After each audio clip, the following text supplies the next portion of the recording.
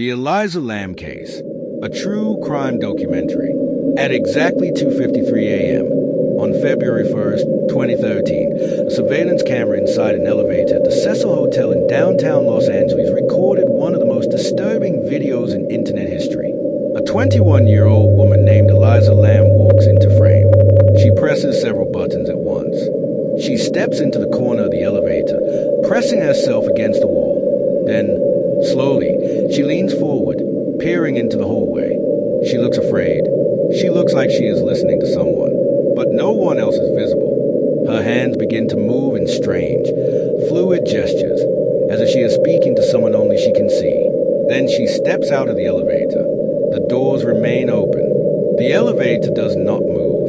That footage would later be watched by tens of millions of people around the world, each one asking the same question. What was Elisa Lam running from?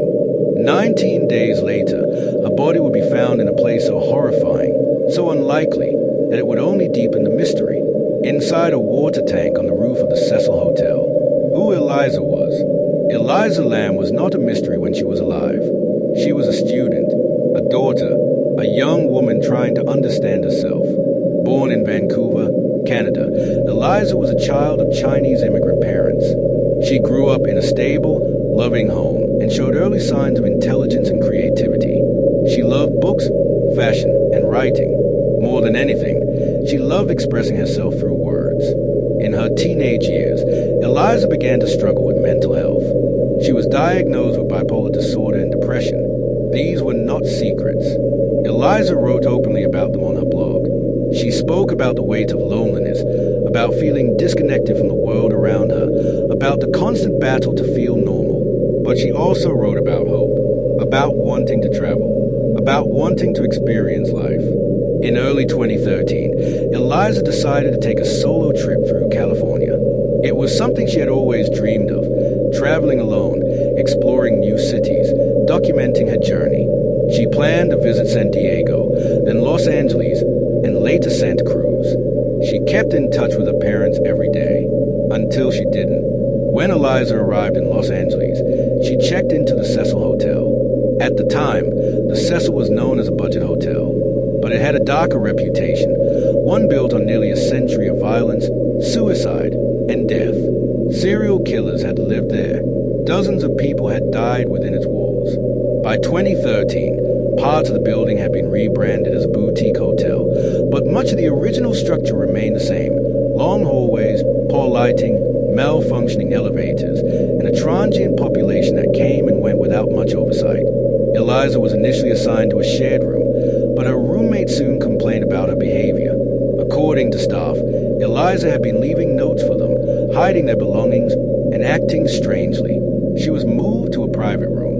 It would be the last place she was ever seen. On January 31st, 2013, Elisa called her parents. The conversation was normal. She talked about her plans, her travels, and how she was enjoying California. Nothing sounded wrong. The next day, she was supposed to check out of the Cecil Hotel. She never did. Hotel staff went to her room. Her bed was neatly made.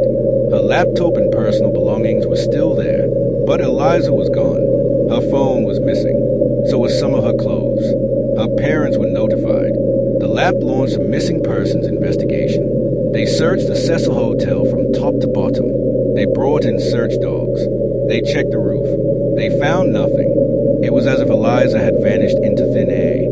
2 weeks into the search, police released the elevator surveillance footage. They hoped someone would recognize Elisa or provide information. Instead, the footage went viral. People around the world watched in horror as Elisa pressed the elevator buttons, stepped in and out, and moved her hands in what looked like bizarre, unnatural gestures. Some said she looked terrified. Others said she looked possessed. Conspiracy theories exploded. But one thing was clear.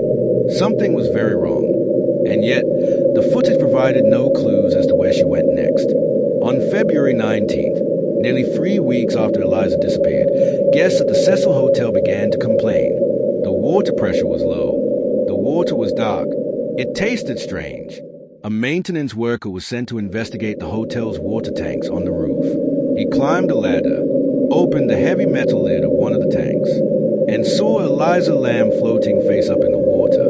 She had been there the entire time, while guests drank, bathed, and brushed their teeth with that water. The tank lid was closed. Her body was naked. Her clothes were found floating in the tank below her. The autopsy brought both answers and more questions.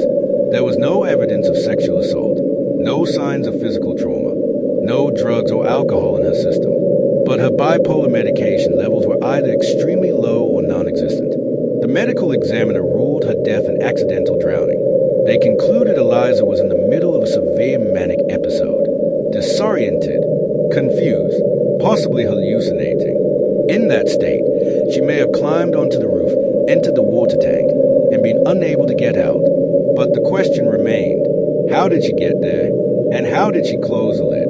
The roof of the Cecil Hotel was not easily accessible. It required passing through locked doors and climbing a ladder, yet the police later admitted the alarms on those doors were often broken.